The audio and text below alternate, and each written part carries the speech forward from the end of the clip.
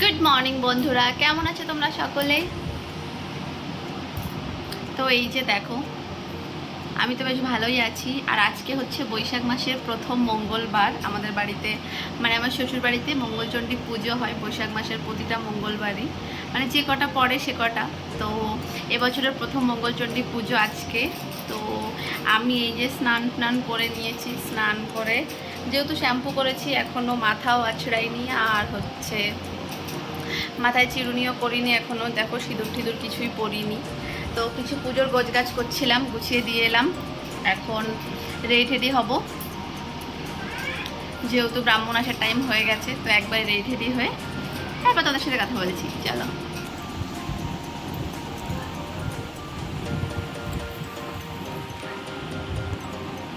তো এই যে হয়ে গেছি রেডি, আর এখন যাব নিচে, কারণ ব্রাহ্মণ চলে এসেছে, আমি বুঝতে পারিনি। তো চলো এখন নিচে যাই, কারণ এখন কথা বলার একদম সময় নেই। তো পরে কথা বলছি। আসলে ঠাকুরমশাই কখন চলে এসেছে আমি কিন্তু একদমই বুঝতে পারিনি। যেহেতু রেডি হচ্ছিলাম, হঠাৎ করে শুনি নিচে কাসর, ঘণ্টা এগুলো বাজছে, উলুধ্বনি। তো তারপর ভাবলাম ঠিক ব্রাহ্মণ চলে এসেছে, যার জন্য কিন্তু নিচে পুজোটাও হয়তো স্টার্ট হয়ে গেছে। তারপর তাড়াহুড়ো করে দৌড়ে দৌড়ে এসছি, আর এসে এখানে বসে গেছি পুজোতে। আর আমাদের জানো তো ঠাকুর ঘরের জায়গাটা একটু ছোট বলতে ঠাকুর ঘরে কিন্তু কেউ থাকে না, কিন্তু তবুও যে খাট, আলমারি, জিনিসপত্র রয়েছে, যার জন্য কিন্তু ঠাকুর ঘরে সেইভাবে মানে বসার জায়গাটা নেই। তো ওই সবাই মিলে যেটুকু জায়গা আছে সেটুকুর ভেতরেই মানে ঘর দিয়ে, তারপর হচ্ছে এই ঘর দিয়ে, যেহেতু দু সাইডেই ঘর রয়েছে, তো মোটামুটি তিনটে ঘরের মাঝখানটাতেই সবাই বসে তারপরেই কিন্তু পুজোটা মেটানো হয়েছে।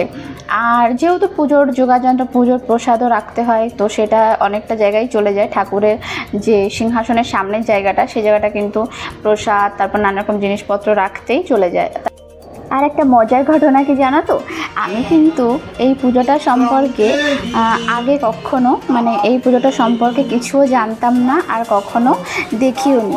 মানে আমাদের বাড়িতে যে মঙ্গলচণ্ডী পুজোটা হয়, তো মঙ্গলচণ্ডী পুজো কিন্তু আমি বিয়ের আগে কখনো দেখিও নি, শুনিও নি। হ্যাঁ, বইতে পড়েছি, বইতে যে মঙ্গলচণ্ডী ব্রত করে, তো সেটা পড়েছি, কিন্তু কখনো দেখিনি। তো শ্বশুরবাড়িতে এসেই কিন্তু মানে এটা আমি দেখছি, এবং মানে উপোসও করছি, উপোস থেকে পুজোও করছি। যেহেতু আমার বিয়ের 1 মাস পরেই এই পুজোটা হয়েছিল, মানে প্রথম, এটা আমার দ্বিতীয় বছর বিয়ের পর, মঙ্গলচণ্ডী পুজোর দ্বিতীয় বছর এটা। তো আগেরবারও পুজোটা করেছি এবং এবছরও করছি। আর যে কটা মঙ্গলবার পড়ে সে কটা বারেই কিন্তু প্রতিটা মঙ্গলবারেই কিন্তু পুজো হয়। তো আগেরবারও 5টা পড়েছিল, এবছরও 5টা মঙ্গলবার পড়েছে। আর পুজোতে কিন্তু হ্যাঁ, হাতে গোনা কয়েকজনই উপোস করে, কারণ এই ব্রতটা কিন্তু খুবই শক্ত। সবাই কিন্তু এই ব্রতটা করতে চায় না, মানে একবার শুরু করলে কিন্তু ব্রতটা করতেই হয়, যার জন্য সবাই কিন্তু মানে বলতে পারো সবাই এই পুজোটার থেকে একটু দূরেই থাকে। হ্যাঁ, তবে যাদের ভালো লাগে, যাদের মা মঙ্গলচণ্ডীর উপর ভক্তি আছে, যাদের ভালো লাগে পুজোটা করতে, তো তারা কিন্তু অবশ্যই করে। যেমন আমাদের বাড়িতে আমি, মা, তারপর কাকিমণি, তারপর আমাদের পাশের বাড়ির একটা দিদি ভাই, তো আমরা মানে আমি দেখছি এনারা বেশ 4-5 জন কিন্তু, তারপর আরও একজন আছে, মায়ের মামি হয়, মানে আমার শ্বশুরমশাইয়ের মামি হয়। তো বেশ কয়েকজন আছে যারা পুজোটা রোজ করে, মানে উপোস থেকে পুজোটা পালন করে। তো যাই হোক, তারপর কিন্তু আমি রান্নাটাও এদিকে করে নিয়েছি। আর যেহেতু প্রচণ্ড গরম পড়েছে, মানে কি বলবো, রান্না করতে গেলে না একদম মানে কি বলবো, নিজেই আধ সেদ্ধ হয়ে যাওয়ার মতো হয়ে যাই রান্না করতে গেলে। সত্যি বলছি, প্রচণ্ড গরম লাগে, যার জন্য যত সম্ভব একটু তাড়াতাড়ি রান্না করার চেষ্টা করি। কিন্তু পুজোর দিনগুলোতে তো সেটা হয় না। পুজোটা হয়, তারপর সবাইকে প্রসাদ বিতরণ করা হয়, যারা যারা প্রসাদ নিতে আসে সবাইকে প্রসাদ দেওয়ার পর তারপরে কিন্তু রান্নাটা করা হয়। তো রান্না করে মানে খাওয়া দাওয়া করতে করতে কিন্তু প্রায় 3টে, 3:30 বেজে গেছিলো।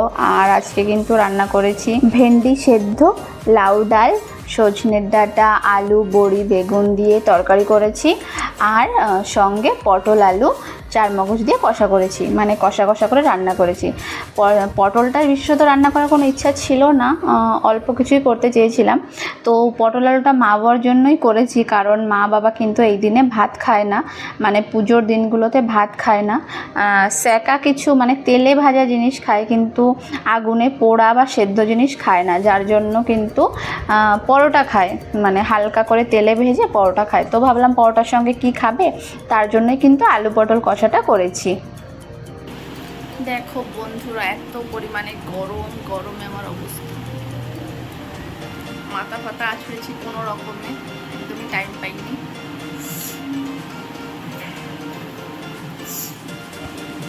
তো এখন আছে একটু কাজ।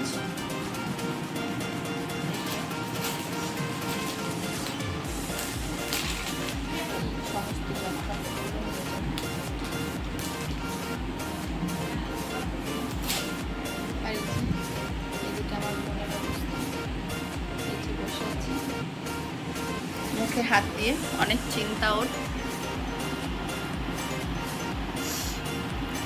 চলো। তো পাশে একটা দিদিভাইদের বাড়িতে গেছিলাম, আমার কিছু কুর্তি ছিল যেগুলো একটু সেলাই করতে হবে। পয়লা বৈশাখে কিনেছিলাম, কিন্তু কি বলো তো, পয়লা বৈশাখে তো পরিনি, আর এর ভেতর সেলাইও করতে দেওয়া হয়নি, মানে সেলাই করতে দেওয়া হয়নি বলেই তারপর এর ভিতরে পরাও হয়নি।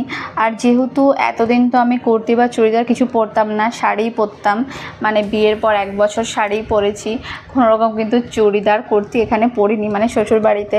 তো এখন যেহেতু পরা শুরু করেছি, তার জন্য সেরকম কুর্তি বা চুড়িদার আমার কাছে ছিলও না। আর আগে যেগুলো ছিল সেগুলো না এখন আমার ঠিক হয় না, টাইট হয়ে যায়। কারণ বিয়ের আগে যেহেতু একটু পাতলা ছিলাম, এখন যেহেতু একটু মোটা হয়ে গেছি, তো বিয়ের আগের চুড়িদার কুর্তিগুলো সেইভাবে হয় না, এই জন্য এখন নতুন করেই কিনতে হচ্ছে। পরতে হলে তো কিনতেই হবে, তো সেগুলোই কেনা হয়েছে, সেগুলো সেলাই করা হয়নি, তাই আজকে ফাঁক পেয়ে দিয়ে এলাম। সেলাই করতে যেহেতু কিছুদিন লাগবে, আর মাঝে সাঝে যেহেতু বেরোনো হয় এদিক ওদিক, তো আমার একটু সুবিধা হবে তার জন্য। তো তারপর উপরের মানে নিচের ঘরের সন্ধ্যাটা তো আগে দিয়েছি, তারপর উপরের সন্ধ্যাটা কিন্তু দেখিয়ে নিয়েছি। এবার যাব চা করতে। তো এই যে এখানে আমরা বসে গেছি চা খেতে, আর আজকে এই যে চায়ের সঙ্গে বিস্কুট নিয়ে নিই, এই যে লাল চা আর চানাচুর, লিকার চা আর চানাচুরটা খাবো এখন। তো দু বোন চা খেতে খেতে একটু গল্প করছিলাম, জানোই তো বোনের এক জায়গা হলে গল্প আর শেষ হয় না, তো ওর সঙ্গে কিছু কথাই বলছিলাম। আর মা বাবা যেহেতু বাড়িতে ছিল না, আমরা দুজনই বাড়িতে ছিলাম। আর আজকে সত্যি বলতে ঠিক ভালো লাগছিল না, আর যে পরিমাণে গরম পড়ছে, সত্যি বলছি গরমের জন্য, বিশেষত গরমের জন্য ভালো লাগছে না, মানে এত গরম পড়েছে না, কবে যে একটু বৃষ্টি হবে তার জন্য মানে হাহাকার পড়ে যাচ্ছে, যে কবে একটু বৃষ্টি হবে, কবে একটু আবহাওয়াটা ভালো হবে। তো সেটাই অপেক্ষা করছি, আর কি বলবো। তো তারপর চা টা খেয়ে কিন্তু বসেই ছিলাম। তারপর মা আর বাবাও বাজার থেকে চলে এসছে, আর মা আর বাবা কিন্তু এদিকে এনেছিল আইসক্রিম।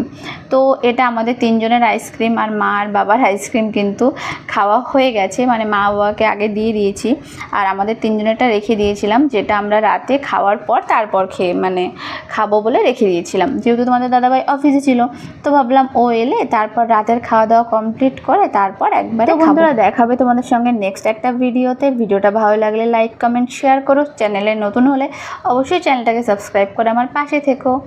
টাটা।